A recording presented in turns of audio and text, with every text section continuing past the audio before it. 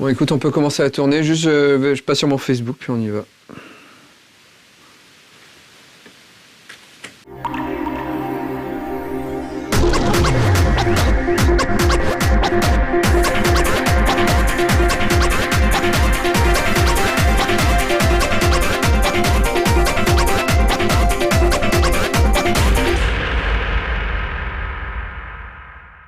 Bonjour, bienvenue dans 101%, mon émission 101%, avec aujourd'hui un reportage sur Shogun 2 Total War.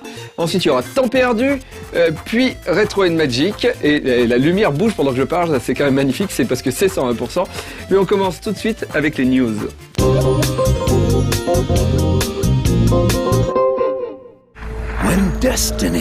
Les amateurs de jeux d'aventure point and click qui seraient passés à côté de la trilogie Runaway ou souhaiteraient la faire découvrir à des proches pourront acquérir en cette fin d'année un coffret spécial réunissant pour environ 40 € les 3 jeux. Le coffret comprend une version remasterisée de Runaway The Dream of the Turtle, le second volet, qui inclut pour le coup une aide interactive, ainsi qu'un guide illustré et un making-of du premier jeu sorti en 2003 avec le succès que l'on sait.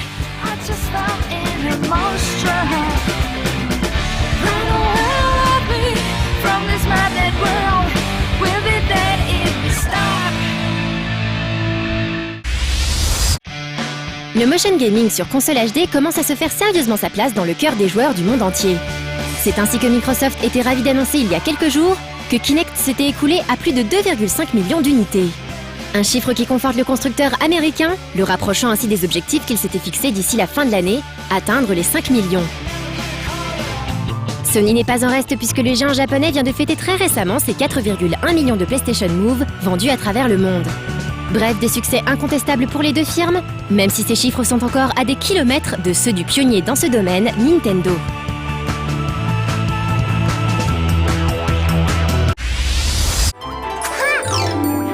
Un peu moins de 10 ans après sa dernière aventure, Kirby fait un retour fracassant et c'est sur Wii que ça se passe. Cette nouvelle aventure propose un gameplay bien différent de ce à quoi la petite boule rose nous avait habitués, dans la mesure où ici, il ne sera plus question d'aspirer tout et n'importe quoi, mais plutôt d'évoluer dans un monde de tissus. Comme on peut le voir dans ce trailer qui date tout de même du dernier eCube, Kirby disposera de pouvoirs plutôt sympas, comme la possibilité de jouer avec les fils de laine qui le constituent, pour enrouler ses ennemis ou interagir avec le décor, ou bien même de prendre l'apparence de véhicules pour se déplacer. On relève également la dimension coop du titre, un aspect quasi nécessaire de nos jours pour un plateforme. Kirby au fil de l'aventure sera-t-il aussi riche en termes de gameplay que les deux Mario Galaxy? Réponse le 25 février.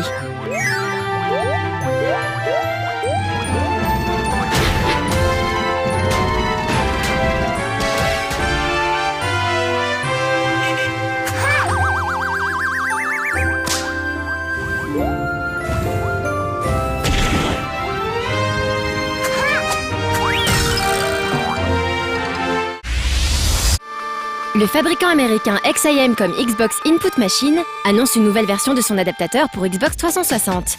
Le XIM 3 permet de brancher clavier et souris pour jouer au FPS console comme sur PC.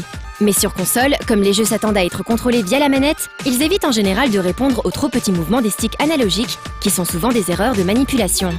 On appelle ça les zones d'ombre et XIM propose des réglages spécifiques pour les compenser avec les principaux FPS du marché. Bien sûr, le joueur pourra tout changer et aussi créer ses propres réglages. À voir maintenant le véritable avantage du combo clavier-souris contre les manettes sur le terrain.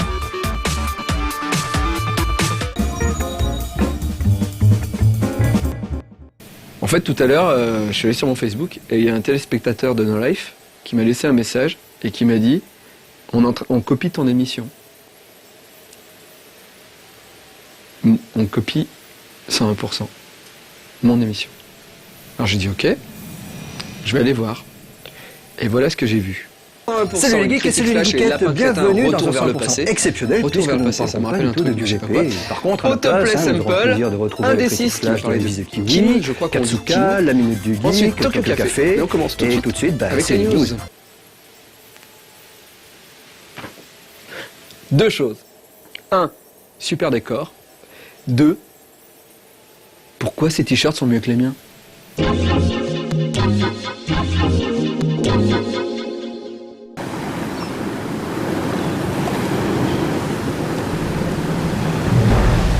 Après 10 ans d'attente, les studios Creative Assembly s'apprêtent à nous livrer la suite de leur jeu de stratégie ayant pour univers le Japon féodal.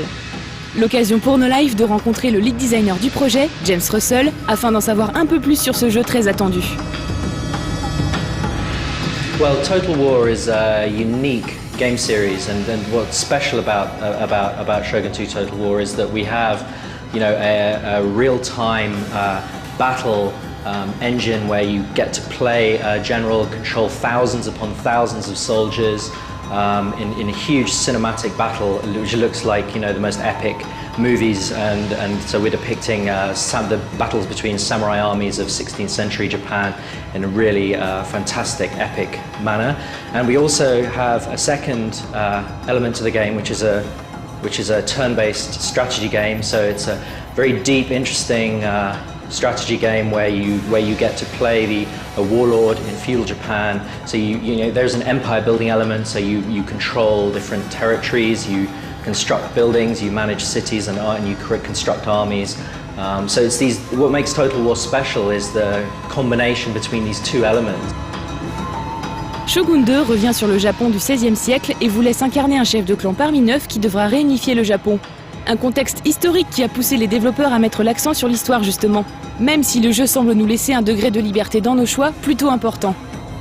Total War is really a game where we want to put the player in a historical setting and a historical situation, but let them write their own story. But what we want to do is, obviously we have a tutorial, campaign tutorial mode where there is quite a strong story-driven element of the story of one particular clan, and you're taught the game features and within the context of a story. But in the main game, what we do is there are 9 clans that you can choose to play. Each one has its own strengths and weaknesses. Each one has its own, initial setup where they might have a particular clan that's a threat or their enemy, and the particular clan that's their ally. So we do want to start the player off with a story and some specific early objectives, to actually help set the scene for the player. But ultimately, over the longer term, the player is obviously free to play the game how they wish. Il existe à ce jour une demi-douzaine de titres estampillés Total War, tous traitant de périodes aussi intéressantes les unes que les autres. Pourquoi alors avoir choisi de développer une suite à Shogun? I mean, we have a massive list of things we want to do, and we actually polled a team, and Shogun was the project that we really, really wanted to do. We were all really passionate about doing Shogun, and I think there's a number of reasons for that. It's a fantastic period. It's colourful. You have amazing combat. Samurai armies, ninjas, geishas, all that kind of flavour.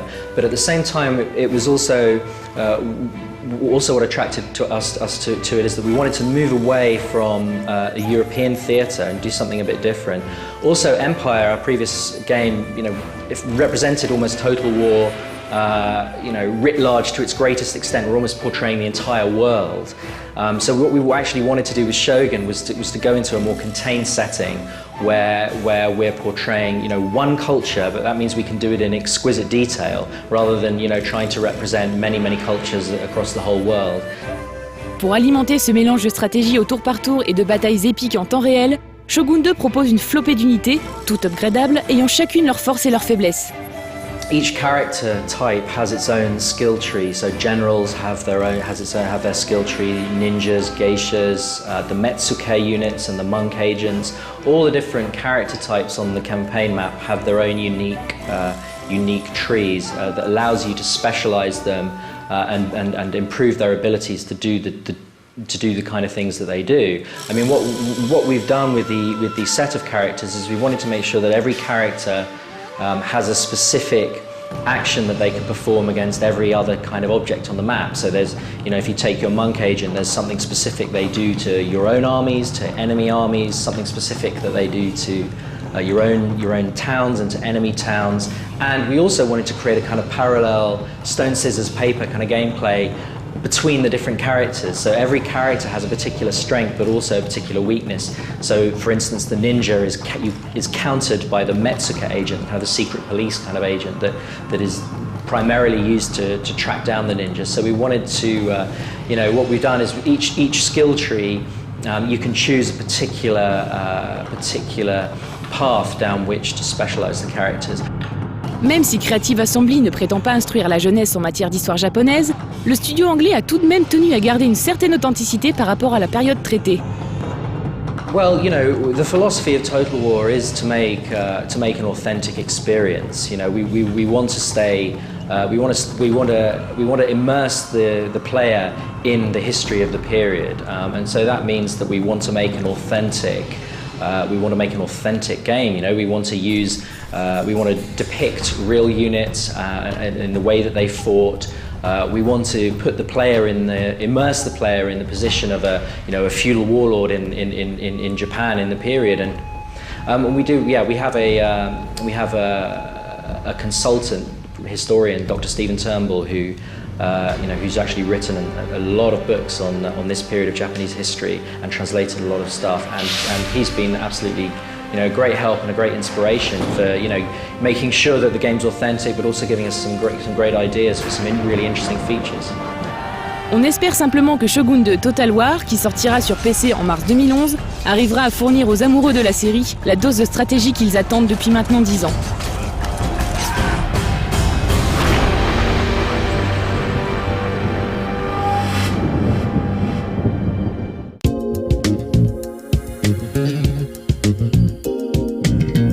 Alors j'ai regardé toute l'émission en me disant que ça peut être qu'une erreur, que c'était qu'à un moment que ça ressemblait à mon émission.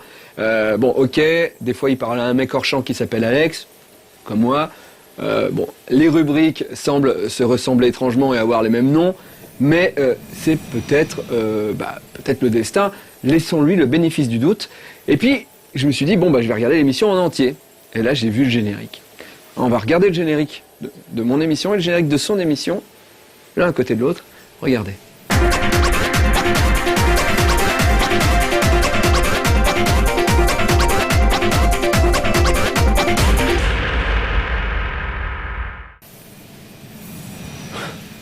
Deux choses. 1, super générique. 2, mais c'est quoi cette... Oh yeah, blague?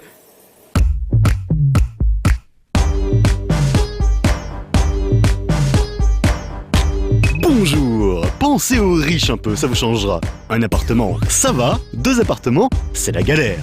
Mais heureusement, vous n'avez qu'une chambre de bonne, petit vénard. Mais alors que faire durant vos heures supplémentaires? Bienvenue dans ton perdu, voilà. Les magiciens dans les RPG, c'est fréquent. J'aurais même tendance à dire qu'on en croise à tous les coins de rue médiévales. Dans les shmups, ça l'est un peu moins, même s'il en existe quelques exemples. Du coup, dans Wizard's Run, notre mage, il tire sur tout ce qui bouge en évitant des boulettes, mais avec un petit côté jeu de rôle en plus.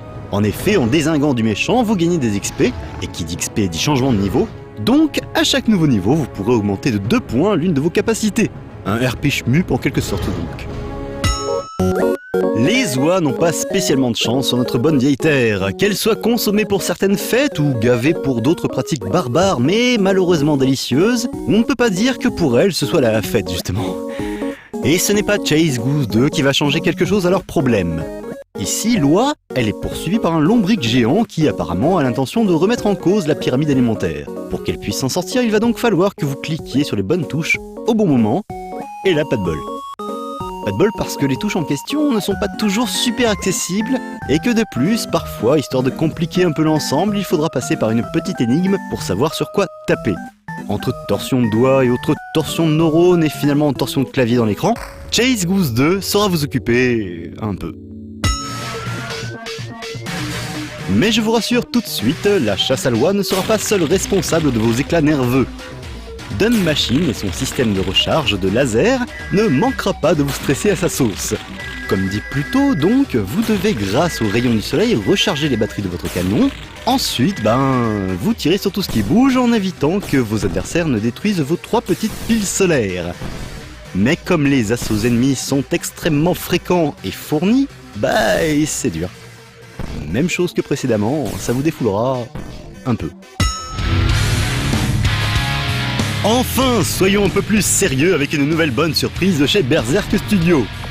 Vous incarnez un robot flingueur qui, flingue de la racaille extraterrestre et récupère ainsi des sous qui lui permettront d'améliorer son équipement pour flinguer d'autres monstres. De la pure plateforme action qui déchire bien et une réalisation old school de haute voltige fond de Gunboat, un très bon, mais alors oui, j'insiste, un très bon défouloir de fin de journée laborieuse.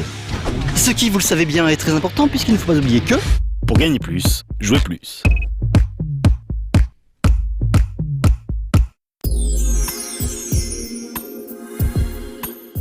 Comment il s'appelle déjà le mec? Benoît, c'est ça? Ouais, Benoît, mais quelle idée de voler notre émission, quoi. Pourquoi voler notre émission alors que tu peux voler une émission qui marche, une émission bien, genre le Funky Web ou Gameblog? Mais voler notre émission, notre concept, c'est comme voler, je sais pas, un pantalon à un SDF, quoi. On n'a rien, pourquoi tu nous voles, nous?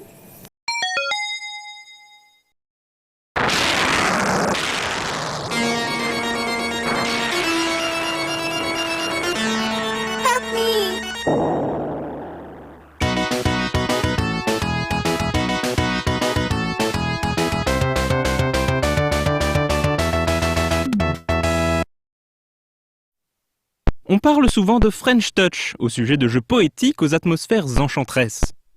Mais avec la série des Goblins, qui fit les beaux jours de l'éditeur Cocktail Vision, les joueurs purent découvrir que la French Touch, ça pouvait aussi être de l'humour potache et des casse-têtes retors.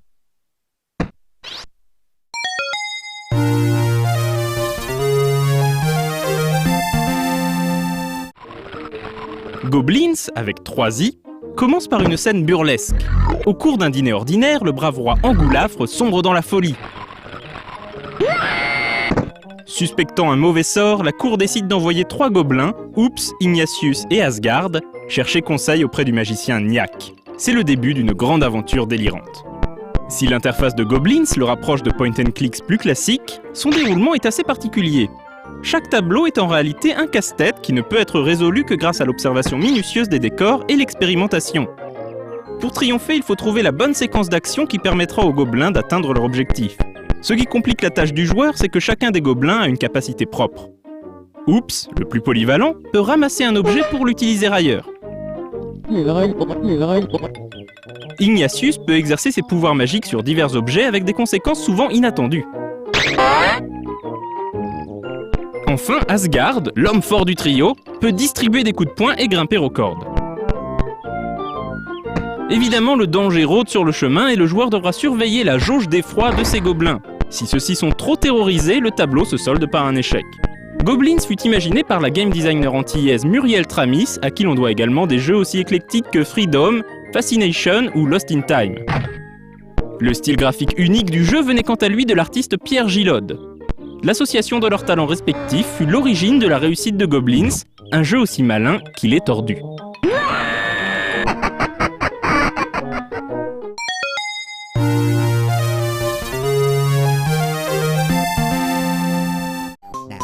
Un an plus tard, Muriel Tramis et Pierre Gillode renouent avec l'univers barré des Goblins avec un deuxième épisode, Goblins 2, The Prince Buffoon. Le titre a perdu un i, et ce n'est pas un hasard puisqu'au début du jeu on n'incarne pas 3 mais seulement 2 gobelins. Fingus, un gobelin sérieux et propre sur lui, et Twinkle, un drôle de gobelin violet un peu fêlé. Leur mission est de sauver le fils du roi Angoulafre, enlevé par le terrible démon Ammoniaque. Goblins 2 se rapproche davantage d'un point and click classique. Le joueur peut circuler librement entre les tableaux et aura besoin d'un objet trouvé dans l'un pour résoudre l'énigme d'un autre. Les 2 gobelins partagent un inventaire et ne sont donc plus limités au transport d'un objet à la fois. Il n'est également plus possible de mourir et le joueur dispose de 3 jokers pour le débloquer si jamais il se trouvait coincé. Bien qu'un peu moins original que l'épisode fondateur, Goblins 2 est un excellent jeu d'aventure puzzle dans lequel on retrouve l'ambiance unique insufflée par les dessins de Pierre Gillode.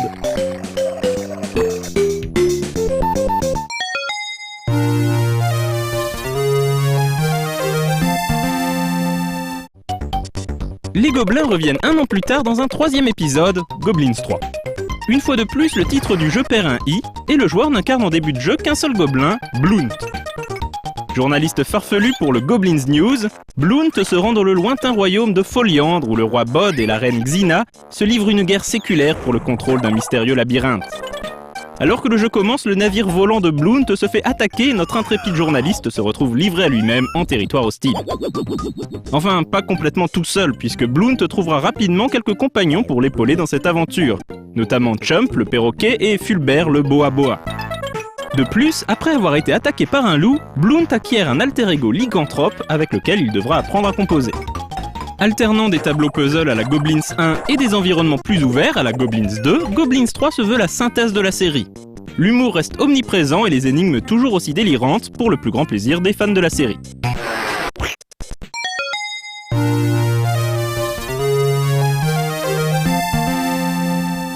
Au cœur d'une jungle, ils découvrirent les bouzouks.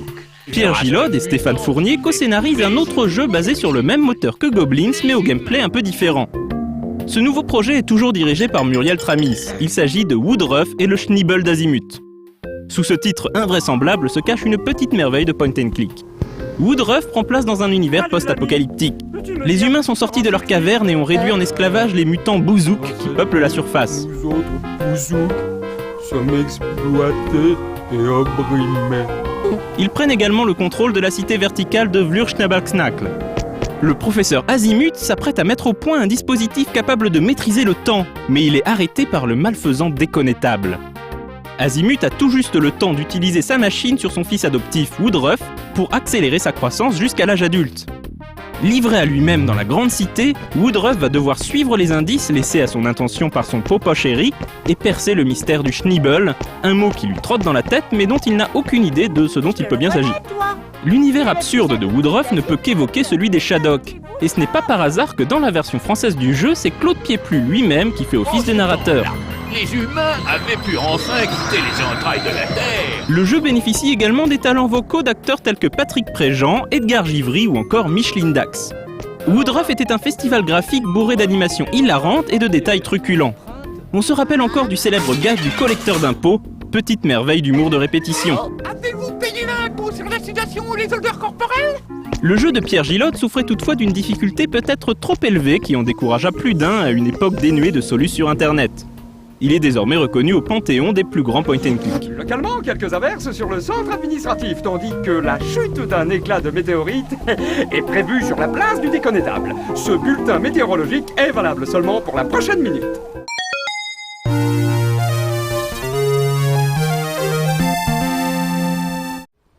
En 2009, Pierre Gilod réalisa un 4e épisode de Goblins, renouant avec les 3 gobelins d'origine, mais renommés Choups, Tuco et Père Louis. Réalisé en 3D, le jeu attend toujours une sortie française, un comble. Les Gobelins ont également trouvé un héritier inattendu au Japon. Le jeu Zack et Wiki de Capcom sur Wii possède en effet de nombreux points communs avec l'univers et le gameplay de la série de Pierre Gilod et Muriel Tramis.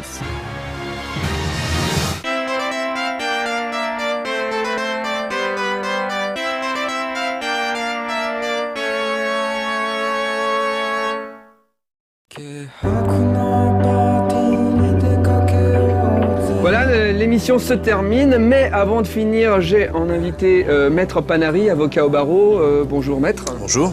Donc, il est là parce que je vais parler un petit peu de mon problème avec ce Benoît, ce Benoît qui a volé un peu le concept de l'émission. Et lorsqu'on lui a dit c'est du vol quand même, il a répondu non, pas du tout, c'est un hommage. Alors, est-ce que je peux faire un procès? Est-ce que je peux poursuivre ce bâtard? Alors, au vu du copier-coller de l'émission, des rubriques et de l'horaire de diffusion, oui. Très bien. Donc ça veut dire que je peux le choper, le mettre devant les juges, c'est enculé de sa mère. Voilà, tout à fait. D'autant plus que c'est très salaud de la part de ce chien de la casse, n'est-ce pas, de refaire exactement la même émission et dire surtout qu'il touche plus de monde sous prétexte qu'il est bien plus beau que vous. Bien plus beau que vous. Ah oui, d'accord. Alors, est-ce que vous pouvez être mon avocat? Avec grand plaisir. Je suis très fier. Nice.